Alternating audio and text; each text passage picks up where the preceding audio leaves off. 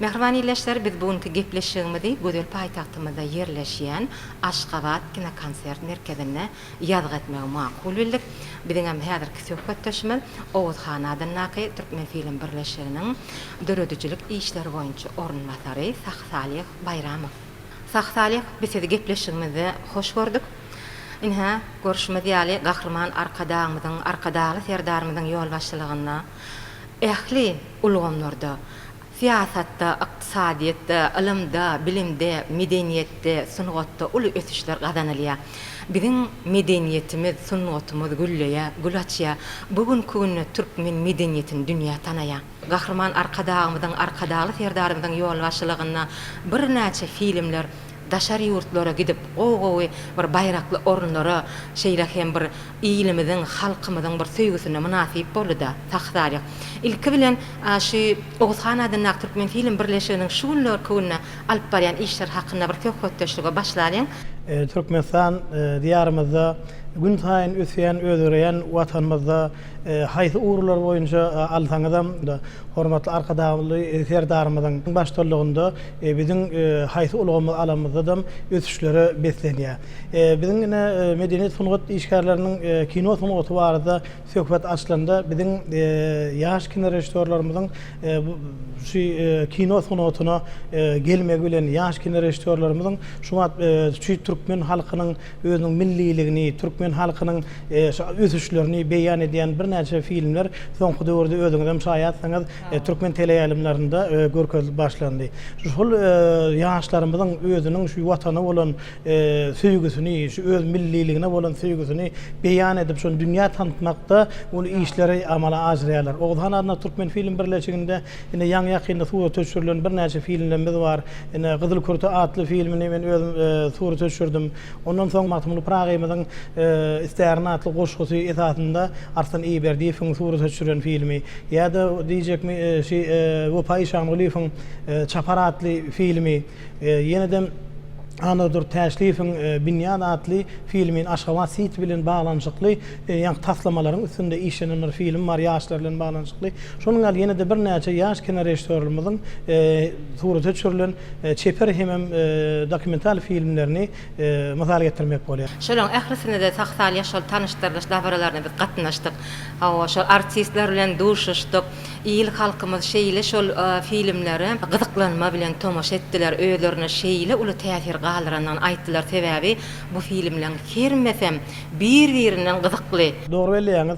Bizim şu Owuzhan Adannaky Türkmen Film Birleşiginde kino rejissörlerimiz edebi esasyny gahrman arkadamyň eserlerinden peşkeş beren ýa-ni atalyk kitaplarynyň esasynda bir näçe filmleri suwat töçürilýär. Şol filmlerden edebi filmleriň başlamakly öňür Türk kino rejissörüniň saýlap alýan edebi esaslar esasynda şol edebi esaslaryny saýlap şol filmden hemmem suwat töçüşýär aktyorlar saýlap almak, ondan soň yerler saýlamarmak biziň ýurdumyzda güzel paýtagtymyzyň içi bolsa, vilayatleriň dürli künjeklerinde tarih yerlerimiz bolsun, ýa-da bir tibigatymyz bolsun, biziň ýa-da milli tutarymyz, milli halymyz, milli bedewimiz, Türkmen alawaýlamyz bilen baglanyşykly biziň Almana dünýä tanıtmaga biziň milliligimiz kän. Şol keşlejilik sunatyny aljakmy, ýa kurtany aljakmy, hemmesi bilen baglanyşykly biziň şu Mehriban arkadagymyzyň şu eserlerinde de öz beýanyny tapýar. Şol edebi esasyny şol eserler esasında saýlap alyp kino rejissörlerimiz şol filmleri suwat töçürýärler. Gyzyl Kurty çeper filmini il halkymyz şeýle kabul etdi. Şol filmde adamlaryň kalbyna, ýüregine, aňyna täsir edýän bir zat bada. Aslynda şol rejissöriň hem islegi arzuwşy da adamyň kalbyna täsir etmekde. Gyzyl Kurty filminde bir näçe ýa-ni içinde ağlayan milliligimiz bilen bağlanışık. Türkmen halkynyň, Türkmen zinanynyň ojogyna bolan wopallygy ýa-da şu adamsyna beren sözi diňe bir hat. Şol hat bir-biriniň ýüzüni görmän söýlen söýgü barada, şol wopallyk barada, gaýyn ene gatnaşyklarynda ýa-da şol bütün owanyň şoňa göwür geline bolan hormatyny, sebäplerinde şu ojogyny saklap oturan gelinin hormatyny şu filmde ýerwentde bolup geçen waka barada söhbet açyly. Olam Haydi vilayete varanmazda da suru teşrümüzde şol vilayette, şol etrapda şonun al dinanlaryň bolup geçenligini, şol urşa gidende bir näçe dinanlaryň ýerinde ojogyny saklap, şeýdip ömrüni ötürenlikler barada söhbetçi. Olam halkyň aňynda, ýani halkyň kalbynda galan dinanlarymyz şolar. Häzir Saksalya Gyzyl Kurty Çeper filminden häzir illeşlemede bir parça hödürläli.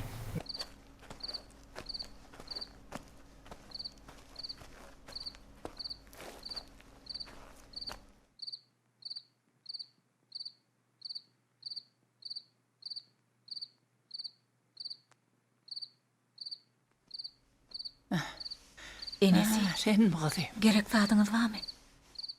Ya varalla. Gelin can.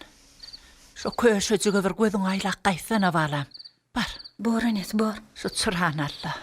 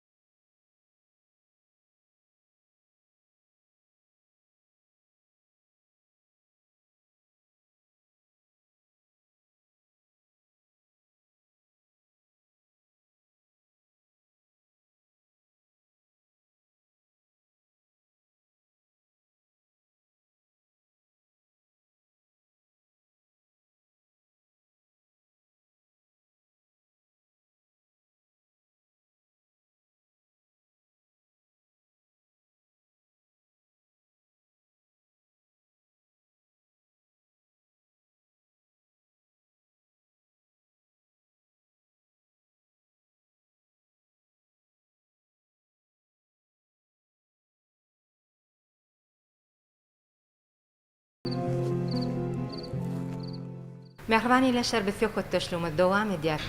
Näsaq salih görüşümüz ýaly parahat watanymyzda biziň halipa şägirdlik ýolumyzda uly ünsürliýe dowam edýär-de gahrman arkadagymyz biz öz medeniýetimizde son gotumuzy ösdürmäne goşan adamlarymyza gowanmany haklydyr diýe.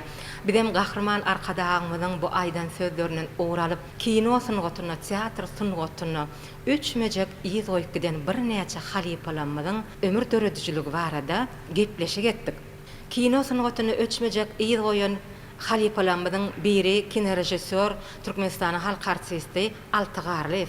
Altygarlywyň döreden filmlerini Türkmen halkı söýüp tomaşa edýär-de. Indi siziň özüňizem şolaň ençemesini görensiňiz Saksalya. Gahrman arkadagymda her bir çykyşynda ýa halipa şägirdlik ýoluny ýöretmegi, şol halipalardan öwrenip ýa-ni şägird ýetişdirip şol şägirdlerim bilelikde bir näçe eserler öwretmegi mudamy her çykyşynda belläk geçýär-de. Türkmen tili ýaýlymynda da görensiňiz Altygarlywyň Mukamyň Sır adly filmi tomaşa edildi. Altygarlywyň haýsy bir filmini alanymyzda da şol halipalarymyň şol millilik duýgusyny ýa-ni şol sungaty bolan söýgüni öz eserlerinde, öz kino eserlerinde halkyň duýgusyna, halka täsir edip biläjek şekilde öz şol kino eserlerini öwretdirler. Altygarlywyň ömür döredijiligi barada Türkmenistanyň halk artisti Ilmrat Bekmeýew bir dokumental film alypdyr-da. Şonu Altygarlywyň kino sunugatyna gelişi hakyna. Şol kino sunugatyna gelişinden başlap bir ömrüniň ahyryna çeli şol dokumental filmde beýan edilýär-de. Şonu Altygarlywyň dogany Bekhan agaň beren bir gurruňy bar. Saksalya. Hawa häzir halkymyza şonu ýetireli, soň söhbetdeşligimiz dowam edýär. 6-12 ýaşlaryny çoponçul kärine başarmaly bolýar. Ol çöle gelip obaň şagalaňyndan, biloýnan deň duşlaryndan aýra düşýär. Ýöne oňa derek çöl durmuşy altyda çydamlyk, başarjanlyk, erjellik käfiyetlerinden başga da öz baştap öküre urmek, synçylyk ýaly enliklerim terbiýe edýär. Ve amgyr çölle altyň ýalňyr sırdaşy gamyş tüýüp bolýar. Ol şonno öz duýgularyny beýan etmeklige öwrenýär. Emma ýaş oglanyň kalbyny mewjurýan zeki bir tüýdüge sygardan agdyk. Sebäbi o zekin juda joşgunludy, hyjywludy, egtilmezdi. Adalatsyz döwrüň emri bilen öňüne böwet basylan şo teýdigi zekiniň älime ýaýlasy gelýärdi. Ýöne şo zekiniň kapysyny açmaly altyn açar, häzirlikçe wagtyň elindedir. Meň 1927-nji ýyl kämillik ýaşyna kadam basan Altyň durmuşyna ýatdan çykmajak waka bolýar. Bahatda Altyň agaty Beghan aga şeýle gurrunmary. O atlar adam işleýän zat aňdat däl. Şu hakada orokçuluk gamysyn diýip Alty bilen ikimiz şoňa ora barmaga diýip gitdik. Bir urpla adamyň buğdaýyny görkezýär ora barjakmy? Howa biz ora barjakdy. Alty ikimiz şoňa orokçulugyna durduk da erteden agşama etjäli soň Sataýda ora barýar. Akşamda da gelip çayhanada yatıyor. Çayhanada oturuyor kalk bir yaş yigit gelip suyun ağzını sepere koşuyorlar. Oyun örkölüyor. Şey dedi var Altı ona bir began kuş var kuşlara. Began giderliydi. Şunu görelliydi. Ondan ikimiz gittik. Vardık kolun Ayzamal pestesi deydiler. Altay'da sol oyunu gördü de son oku bağım kaldı. Son oku boza dedi ben dedi şu orak kutorağıma gidecek sonra dedi. Orayı alan görkögen yerine orup kutorduk. Ondan indi tezene kayıtmaktı. Tezene kayıtsak Türkeşik oluyor. Altı min tezene gidecekler dedi. Önem çekmesi. Ben dedi şu artiyenin oku var boza ben sonra gidecek. Hay tezene bir paralı edemem. Etmen. Sataýdan oraya oturup haksagamyň haklaşdyk boly alta Aşgabat'a gitti. Benim tejere gaýtdy. Juwan kalbyny ulardy bular besleýän Alty öz maksadyna ýetmek üçin ýola düşýär. Ve oň uly hem çalyşarymly durmuşa tarap äden ilkinji aýgytly ädim bolýar. Saxtalyk görýäňmi sungaty her kim bir sebäp bilen bir ýol bilen gelýärdi. Bir aňymyzda galan adam bolansoň biziň hemmämiz üçin hem olaryň başdan geçiren wakalar biz üçin gaty gylap. Biziň halipa kin rejissörlerimiz halkyň içinden kän aktyorlar saýlap alyp, şol aktyorlarym Türkmenistanyň halk artisti bolup gitdiler. Şonuň özüniň ustatlygy bilen, şo filmde döredilen keşipler bilen bir näçe ýokary baýraklara munasip görüldi. Kine rejissör Altygarlyň Aýgat Dädim Çeper filmi ol eýem diňe bir biziň ýurdumyzda da başga döwletlerde de uly söýgä munasip boldy. Şol film bilen Altygarly ençeme döwletlerde boldy. Şol bir sanada Hindistana, Hindi döwletinde de bolup şoýdy. Hindi döwletiniň söýgüli aktýory, kine rejissöri Raj Kapoor bilen duşup ol ýerde oň bilen bir dost bolup, dogan bolup gaýdýarda. Bu zatlar bize kino öwrençi Gappar Hümmedow gepleşiklemede kän gurrun mertde Altygarlyň aktýorlary bir saýlaýşy bar edi aýtjak bolýanna. Elbetde şonu görünsiňiz artygyň bir atyna bidew atyna atlanşy türkmen mert edermen ýigidiniň keşini şeýle ustatlyk bilen ýerine ýetiripdir da baba anan. Ki Türkmenistanyň halk artisti Elmurad Bekmeýewiň Altygarly farada düşüren şol dokumental filmine biziň söýgüli aktýorymyz Türkmenistanyň halk artisti baba Ananowyň öz berýän bir gurrungy bar. Häzir illeşlemede şol gurruny ýetireliň, soň töhfetdeşligime dowam edýär. Men aýatdan kinosyny düşürnip kellämede gelen okdy. O barasynda men tükremedim okdum. Ýöne oňa deňişim bir iki tane özbek kinosyny ýem düşüpdim. Türkmen filmde de bir film kinoda düşüpdim. Ýöne bir gün kino studiýaga gelemde Altygarly menen sorady. "Baga näme iş edýäň?" Men aýtdym, "Şu edýoklarda bir kino düşüpýär, bagym şonu torçak dedim.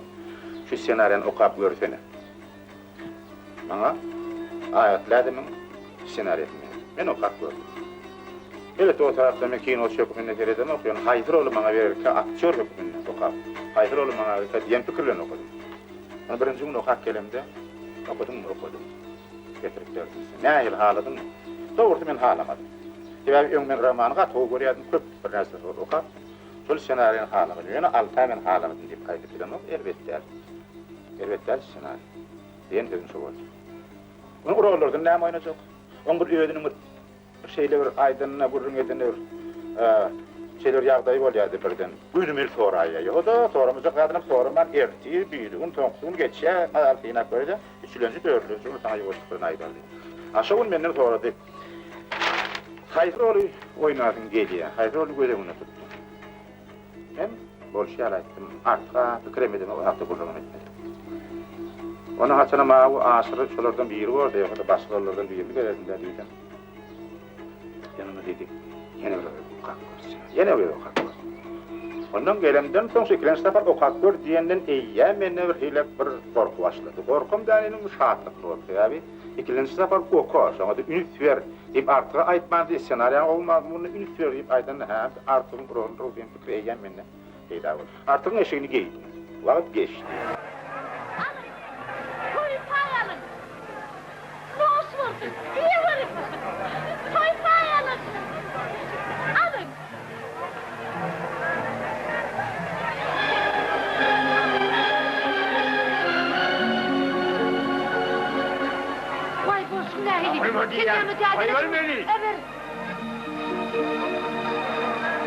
Annesi korkut, belki darrı olaymaz. Çağışı olsa kim bilir?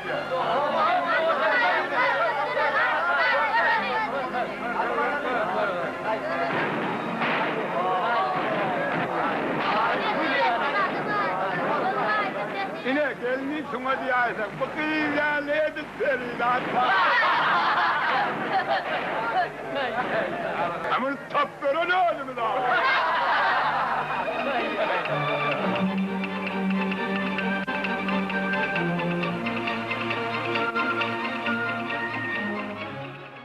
Kalipamız babanan von yang söhbetleşini dinledik de şol altıgarly von dinge babanan afterle bir näçe akbarat beýaşym fi yankı Jan Smilyanskiň şolary nähili yankı kişplere şon saylap alınşy barada kän biziň kino rejissörimiz dokumental filmler Zurda çürdüler. İş sapary bilen Moskva şäherinde bolanmazda şonda yankı aýnanyň keşfini ýerine ýetiren Jan Smilyanskiň öýünde mehmançylyk bolmak nesip etdi de şonda yankı gurrun merdi. Şol Jan Smilyanskiň bir jaýyny girip gördüm bolan şol jaýyny türkmeniň öz milli halyty, türkmeniň milli ketenisi, özüniň geýen şol bir näçe şol kinodaky özüniň ulanan esbaplary, egneşikleri hemem şol suratlar bilen şeýle bir bedäpdir jaýynyň içini. Onu görseň duýgulanman durup bilemdi. Sebäpden ol özüniň şo bolan keşfini şeýle hormat goýup şonda galan täsirini şu adam unutup bilenokda. Şol aýgatlardan çeper filmini aýnanyň keşfini jalandyran Jan Smilyanskiň keşfi türkmen halkynyň aňyna da sebäbi her kim öz çağasyna öz gyýdy bolsa aýnaň adyny ogly bolsa artyň adyny dakdylar da şo döwürde ine şol Jan Smilyanskiň öz beren gurruňy bar biziň dokumental filmimizde geriňäler şol gurruňy tomaşa edin soň söhbetleşigimiz dowam eder. Men köçüdi altıgarlyň gözüni ilipdir. Ondan bir näçe günläp astrynlyk bilen ýydyma düşüpdir. Men ähli hereketlerimi tiýindapdyr. Elbetde menim şo günler köçe çykdygym özümi kimdir biriniň tiýinçi nazar bilen ýyderleýändigimi aňýadym. Ýöne on kimdigini öýle takyklap bilenmokdum. Ine bir günem maňa aýgytlaýdym filmini syna üçin çağırjakdymy aýtdylar. Soňra men işleýän ýerim bolan Türkmen döwlet halk tanty ansamblyna bir näçe adam geldi. Şolaň arasynda altıgarlan bar. Men onu öň hiç wagt görmedigim boldy. Ýöne oň şodugyny gördim. Bada-bada. Men ondan şo köçedäki ýyderleýän tezmediňiz diýip soramdy. Ol howwa diýip boýnuny aldy. Ine şolum biziň ilkinji gezek yüzbe-yüz bolşumyz. Soňra men aýnaň roluny synap etdiler. Elbetde men bir rol ýerine ýetirişimden göwni suw içmedikler gaty kän.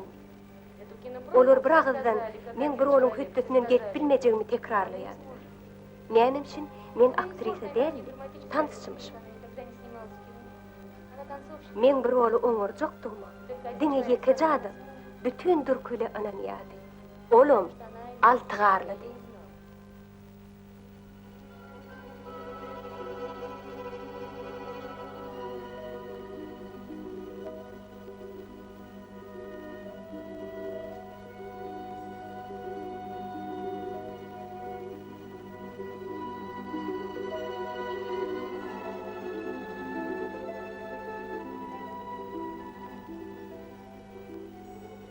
Aynen. Artık.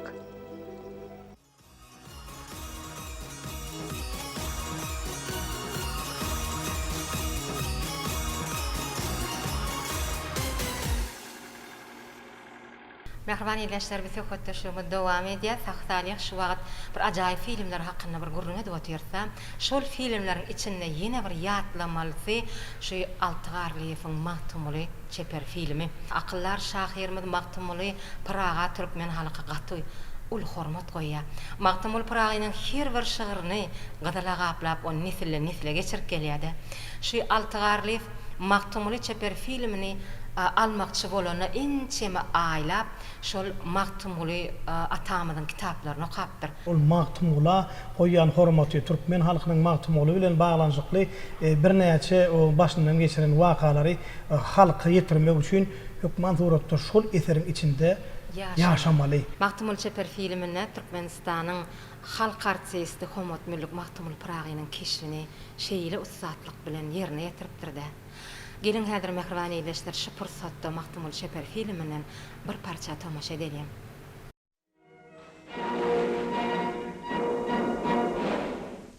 O nämedir iýmediler, toýdular. O nämedir uluw güne koýdular. Ol kim eýdi? Dawanyndan toýdular. Şahir bolsaň şondan bile habar ver. Ol didardır. İýmediler, doýdular. Ol namazdır. Kıyamata koydular. Nesimini davanından soydular. Birden salam olsun, cevap söyledin. Berekella, Allah behin merpilttir. Yani yine kim var? O nedir? Dervizesiz kaladır. Ol kömüldür, dervizesiz kaladır. Magtumuly, yenine şu suala cevap ver. Ol nedir? Ayağı yok, tavusyan. Ol yılandır, ayağı yok, tavusyan. Noturdan olmuyor. O nedir? Adam yağlısı diye. Bedevatlar, adam yağlısı diye. O nedir? Toprağı üstü sürünmez. Erenlerdir, delil bolup sürünmez. O nedir? Hiçbir doğru bilinmez. Şahir vurun şondan bir de havar ver. Yalan vururum, hiç şurada onu öğrenmez. Mendi. Men näle bahtly. Mehriban eýleşler bizi kötüşlüğümde Saxtalıq bayramy bilen dowam edýär. Saxtalıq ine ýangy Altygarlyýewiň şol Magtumul çeper filminiň bir parça tamaşa etdik-de. Owuzhan adynaky türkmen film birleşigi şu Magtumuly atamyz barada inçeme filmleri halkymyza hödürledi. Magtumuly Pragynyň şagyrlary, onuň eserleri bilen baglanşykly birnäçe filmler suratda düşürildi. Biziň halypamyz Altygarlyýewden başlap ýanky Aýgtadım filminde baş keşfi ýerine ýetiren Baba Anan von Magtumuly Prag adly çeper publisistik film bar. Ýaşky rejissörimiz Artan Eýberdiýew ine ýaňy ýakynda halkymyza sowgat eden Magtumuly Pragynyň isterin adly goşgy esasynda şo taýda Oradur Dumolumyň ýanky çağalara şo isterin adly goşgynyň esasynda şol filmiň dowamında şol goşgy düşündirilýär. Şol filmim ýaňy yakında halkımıza sowgat etdiler. Ine şol filmim halk köpçüliginde bir hili bir täsir döretdi. Isterin adly filmim gowy çykyp ýanky şol çağalara düşnükli dilde nähili şu isterin goşgyny beýan edipdir diýip Oradur Dumolumyň üstü bilen ýanky görkezilýärdi. Ýaş kino rejissör Artan Eýberdiýewiň isterin adly çeper filmi hakynda söhbet etdik-de bu çeper filmi eýem halkymyza hödürlenni, halkymyzyň bir gowy söýgüsine de münasip boldy. Mehriban eýleşler, gelin häzir şu ýerde isterin adly çeper filmden bir parça tamaşa edelim. Okuwçylar göz açyp namaz salymda bolup geçýän bu täsin ahwalatlary seslerini çykarman dinleýärdiler.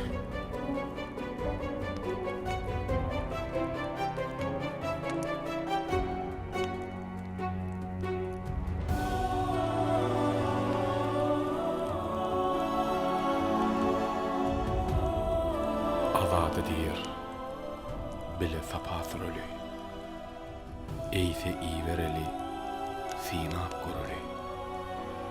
Äminni, turoglum, pata vereli. Bar Tanrı yar olsun, bar gitgil oglum. Magtymul aýdar, galmışam çokdan. Köngül telwat eder geder raktan. Her yerde sağlığım isse ol haktan. Dua kılıp, haka yalvar adadiyim.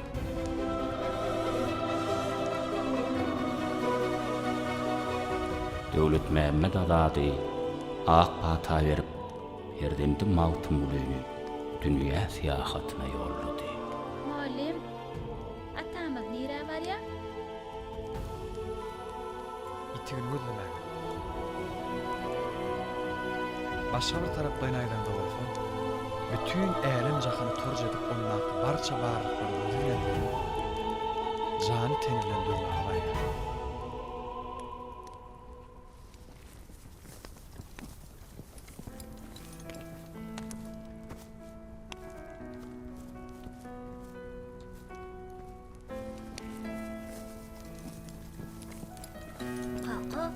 Kaka, nire barya? Kaka! Dursana kaka, nire barya? Kaka! Ine çağalar. Görýäňizmi? Alym bilime teşni ansanyň çözgüdi başgaça bolar ya. Ünsüzje bolar. Ece, kaka, nire gitti? Terwörüniň ýanyna balam. O nire bolýar Ece?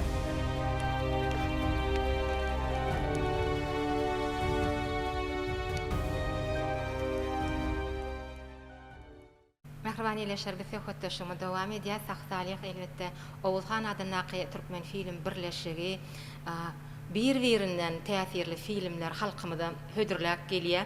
Biz onu bilýäs, ine şol düşürilen hödürlen filmlerden eýen bir ýaş kinorejissörlüň düşüren filmlerde hemmesiniň hem öz aýratyn bir täsiri bar. Inni şu wagt bir kino sungaty bir üýtgeşik dünýäde, size men şol üýtgeşik dünýäde ýaşaýaňyzda kino sungatyny eýäm siz kiçilikden geldiňiz. Bir eýäm ogul filmini tomoşa edenmeden sizi şol kiçijik ogul çeper filminäki gahrmanyň keşfini görýärsiz. Saksalýak siz hem kiçiligiňizden kino düşüp gelýäňiz. Men şol kiçi 10 ýaşymda şu kino sunatyna gelenimde Türkmenistanyň halk artisti Magtymul Bayragynyň iýesi kinorejissör Hal Mehmet Kakabaýewiň Oğul adly çeper filmine surata düşdüm. Şol Oğul adly çeper filmine de ýaşajyk batyrjyň keşfini ýa-ni dutar çalyp bilýän oğlanjyk gözlenýärdi. Şol oğlanjyň batyrjyň keşfini maňa surata düşürmek meýesir etdi. Şol filmi kinorejissör Hal Mehmet Kakabaýew ýanky bir näçe dutar çalýan oğlanjyklary saýlap almak üçin Altygarlyf adynaky kino studiýasyna ýygnap, şu Altygarlyf adynaky kino studiýasynda da ýanky oğlanjyklar bilen bilelikde söhbetleşik geçip şu taýda hem saz çalyp bilýär, hem şu taýda bir kişirek gysgaçyk sahnalary ýerine ýetirmek boýunça bir ýarışdyrdylar da.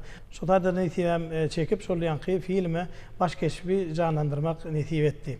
Soň Hal Mehmet Kakabaýew bilen şol filmi surata düşüp görkem, ýanky şol kino studiýada halipalar bardy. Şol halipalar bilen bilelikde ýankyla salamlaşyp, ýanky şo maňa da babanan görmek, artyk jallyy görmek, Homot Müllügi görmek, hem Mergen agany görmek, Ata Döwletow bilen görmek, Berdaşyr, Sonumrad we Suraýmrad şolar hemmesini görmek maňa da nesip etdi. Şo çağlykdan onuň şol halipalaryň soň bir ulanmazdan soňra şol halipalaryň döreden filmlerini, şol halipalaryň ýerine ýetiren keşplerini görüp hasymmendi kino sunatyna bolan süýgi oýunyp soňam şu Owulhan adına türkmen film birleşiginde ýokary hujaýy tamamlap ýene de Hal Mehmet Kakabaýewiň ýanynda ikinji rejissör bolup işläp şonuň bilen bilelikde surata düşürüp bir näçe filmleri halkymyza hödürledik. Şol günden bäri Owulhan adına türkmen film birleşiginde indi ýoň artist bolup kino sunatynyň içine giren bolsam indi bolsa häzir kino rejissör hökmünde özüň filmi surata düşürýärdi. Ýöne bir zat belläsim gelýär. Ýani saz sunaty barada söhbet açyldy. Ine biziň milli saz senedimiz bolan dutarmaz var. Kino sanatında dutar sanatının gaty orny uly. Bizim milli senedimiz bolan bu dutar hakkında bizim rejissörler ençe filmlerim döredipdirler. Gelin hazır şu yerde Şahal Mehmet Qaqabayewiň Oglat Çeper filminden bir parça tamaşa edäýeli.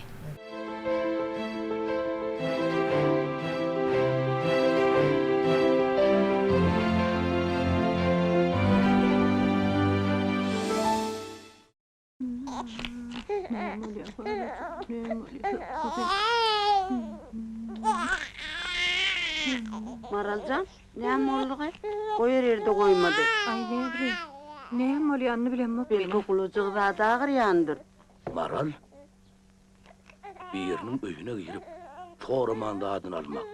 Henide bugüne şeni bizim obamyzda beýle maskaraçylyk bolar ýeri ýokdur. Towy estağfurullah. Bolsun nähili? Näme boldy? Näme boldy? Onu oglundan sorasyn. O men tutarmy uğurlapdyr. Ana bolanda.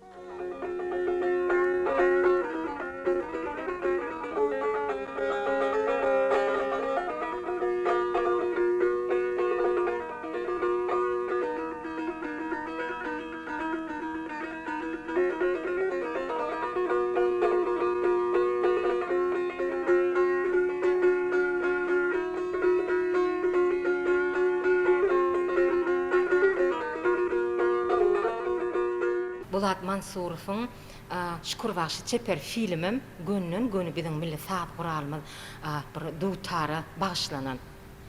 Doğru öyle. Şol Şükürbaşynyň şu parahatçylyk ýoly bilen ýanky sazyň üstü bilen öz doganyny halat edişi, Şükürbaşy bilen Gulam Bagşynyň arasyndaky çalynan sazadam parahatçylyk ýoly bilen ýanky öz doganyny halat edişi köket açylýar. Moskwa şäherinde bar kino rejissör Ilmaz Bekmiýew bilen bir iş taparynda bolanmyzda ýanky kino rejissör Halipa Şükürbaşyny suratga düşüren Bulat Mansurow bilen duşmagy maňa da netip etdi. Şonda bir çay başynda oturýak Şükürbaşy filmini ne diýdi? Ýaryşyň şerte şeýle diýip elini dip çalyp bir aýdýan, şonuň kimiň aýdýanyny bilýärmi diýdi. Benim ýok Halipa bilemok diýemde, şonda şol ýanky aýdymy diýdi, men ikinji rejissörim bolup işleýärdi şo wagt Ilmaz Bekmiýew diýende. Ilmaz Bekmiýew ýarymyzda oty. Şu Ilmaz Bekmiýew şol aýdymy ýerine ýetirdi. Onu ne mehribaniyleşler gelin hazır şu yerde Şükürbaşy Çeper filminden bir parça tamaşa edelim. Adaletli dilamagy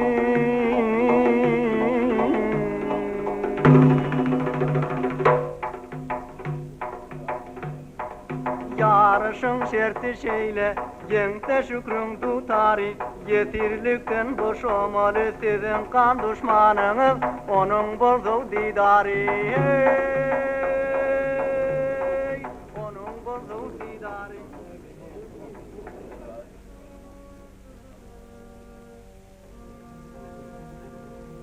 Şadym kim meniň ýadyma salýar?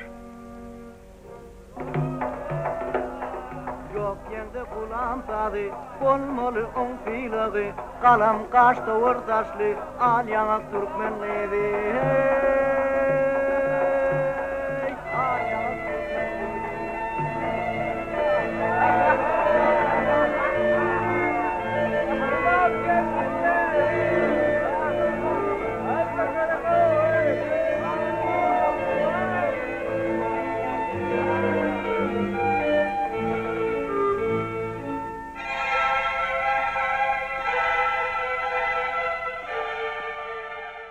Ine Saksalih bugün bir kino sanatymyz hakynda, kino sanatynyň ösüşleri hakynda, kino sanatyny üçmejek ýyl goýan bir näçe halipalarymyz hakynda bir gowy, bir gurrunlar berdiňiz, gowy söhbetler etdik, görýäňizmi iýleşlemede bir näçe filmlerden parçalary hödürledik.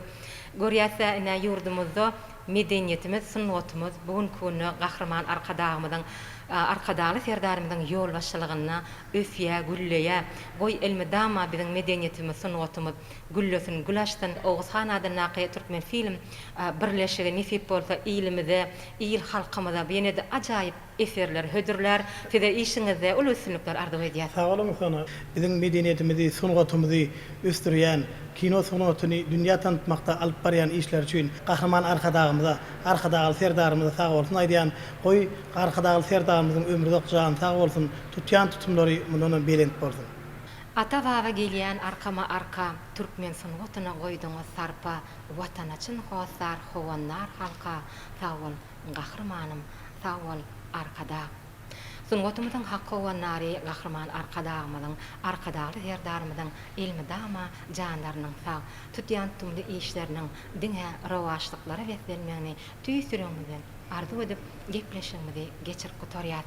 Biziň ähliňizde jan saglygyny, arsgal döwletçiligi, maşgala agdaberligini arzu edýär. Goý ilmi dama ýurdumyz parahat, asmanymyz arasy bolsun. Goý dama biziň medeniýetimiz, sungatymyz güllesin, gülaşdyn. Hoşta bolan mehriban ýeşler. Ilmi dama saglykda, toýlarda görşelim.